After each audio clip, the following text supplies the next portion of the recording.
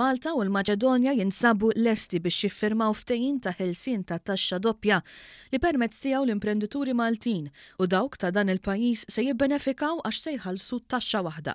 Dan ħareġ waqt l-ewwel żjara li għamel il-Prim Ministru Joseph Muscat fil-Maċedonja fuq stedina tal-Prim Ministru tal-Maċedonja Zoran Zaev. F'konferenza tal-aħbarijiet il-Prim Ministru Joseph Muscat qal li Malta se tibqa' tappoġġja ħidmet il-Gvern tal-Maċedonja biex il-pajjiż jissieħeb fl-Unjoni Ewropea.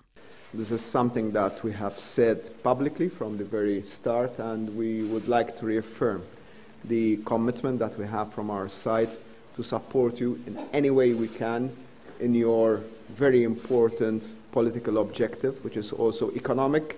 Il-Prim Ministru Muscat ħabbar li se jinfetaħ konsulat għall-Maċedonji biex joffri bosta servizzi lill-eluf ta' ċittadini mill-Maċedonja li qed jgħixu u jaħdmu Malta.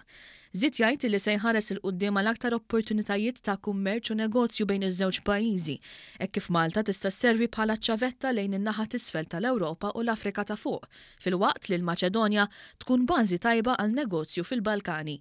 The people-to-people exchanges have been enormously facilitated by the opening up of direct links between the two countries, and I know that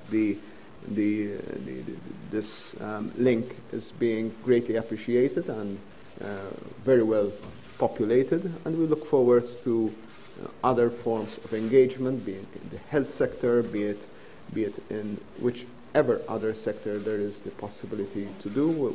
We look forward also to have next year a trade delegation, a business delegation from Maltese and international businesses based in Malta coming to visit your country to see the possibilities of investment and of mutual trade, and I do look forward to also receiving yourself again next year with a business delegation to see what further exchanges can be made between the two countries. Il-Prim Ministru Muscat tkellem ukoll dwar ir-rabtiet kummerċjali li se jibda jkun hemm bejn iż-żewġ pajjiżi.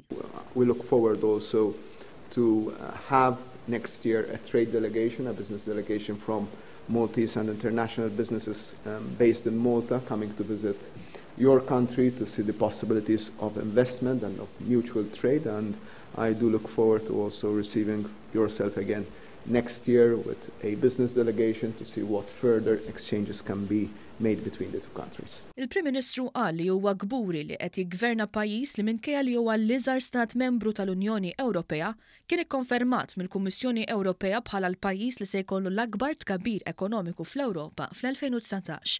Xi ħaġa li kienet innotata wkoll mill-Prim Ministru Zoran Zaev li qal li f'pajjiżna jara opportunità unika għal investiment u kummerċ. There is a huge opportunity. Even our diaspora in Malta can help us with the experience and good connections. Our intention and part of the points of the talks and the meetings what we have it is how to increase economic relations and economic cooperation. Il-Prim Ministru Zaev sostna li żjara tal-Prim Ministru Muscat hija turija ċara tar-relazzjonijiet b'saħħithom bejn iż-żewġ pajjiżi.